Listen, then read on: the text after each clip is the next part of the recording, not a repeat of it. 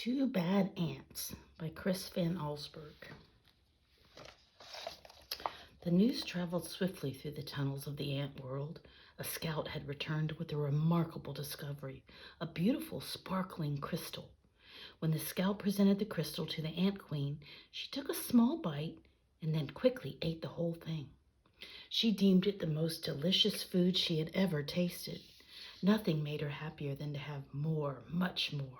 The ants understood. They were eager to gather more crystals because the queen was the mother of them all. Her happiness made the whole ant nest a happy place. It was late in the day when they departed. Long shadows stretched over the entrance to the ant kingdom. One by one, the insects climbed out, following the scout who had made it clear there were many crystals where the first had been found, but the journey was long and dangerous. They marched into the woods that surrounded their underground home. Dusk turned to twilight, and twilight to night.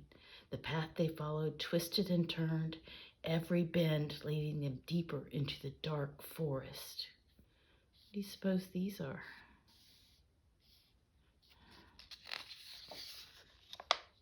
More than once, the line of ants stopped and anxiously listened for the sounds of hungry spiders. But all they heard was the call of crickets echoing through the woods like distant thunder. Dew formed on the leaves above. Without warning, huge cold drops fell on the marching ants. A firefly passed overhead that for an instant lit up the woods with a blinding flash of blue-green light. At the edge of the forest stood a mountain. The ants looked up and could not see its peak. It seemed to reach right to the heavens, but they did not stop. Up the side they climbed, higher and higher. The wind whistled through the cracks of the mountain's face. The ants could feel its force bending their delicate antennae. Their legs grew weak as they struggled upward. At last they reached a ledge and crawled through a narrow tunnel. So what do you suppose this is?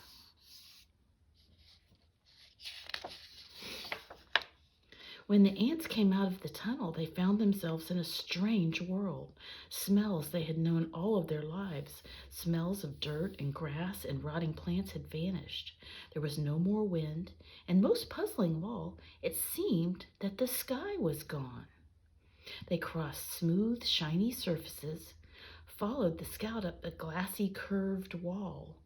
They had reached their goal. From the top of the wall, they looked below to a sea of crystals.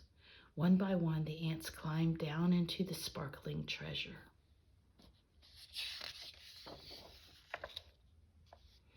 Quickly, they each chose a crystal and turned to start the journey home. There was something about this unnatural place that made the ants nervous. In fact, they left in such a hurry that none of them noticed the two small ants who stayed behind. "Why go back?" one asked the other. "This place may not feel like home, but look at all these crystals."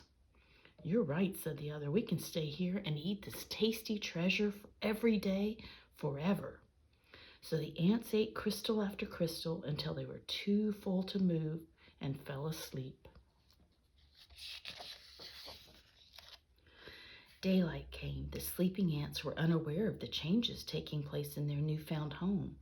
A giant silver scoop hovered above them, then plunged deep into the crystals.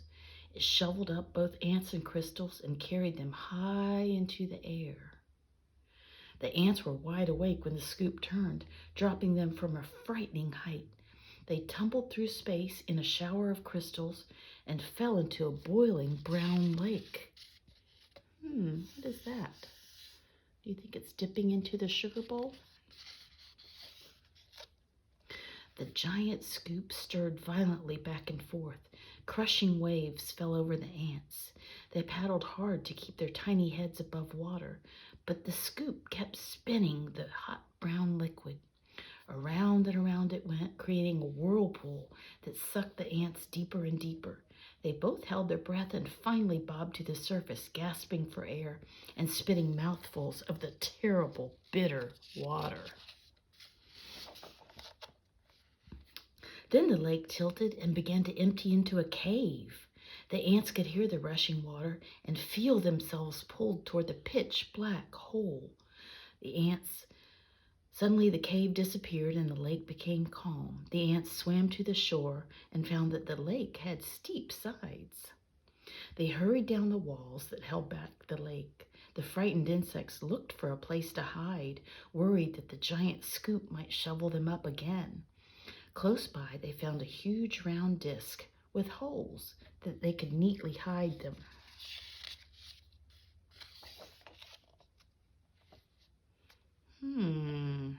What are these? As soon as they had climbed inside, their hiding place was lifted, tilted, and lowered into a small space, a dark space. When the ants climbed out of the holes, they were surrounded by a red glow. It seemed to them that every second the temperature was rising. It soon became unbearably hot. They thought they would be cooked. But suddenly the disc they were standing on rocketed upward, and the two hot ants went flying through the air.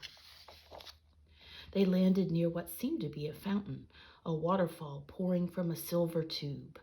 Both ants had a powerful thirst and longed to dip their feverish heads into the refreshing water. They quickly climbed along the tube, and as they got closer to the rushing water, the ants felt a cool spray. They tightly gripped the shiny surface of the fountain and slowly leaned their heads into the falling stream. But the force of the water was much too strong. The tiny insects were pulled off of the fountain and plunged down into a wet, dark chamber. They landed on half-eaten fruit and other soggy things. Suddenly the air was filled with loud, frightening sounds. The chamber began to spin.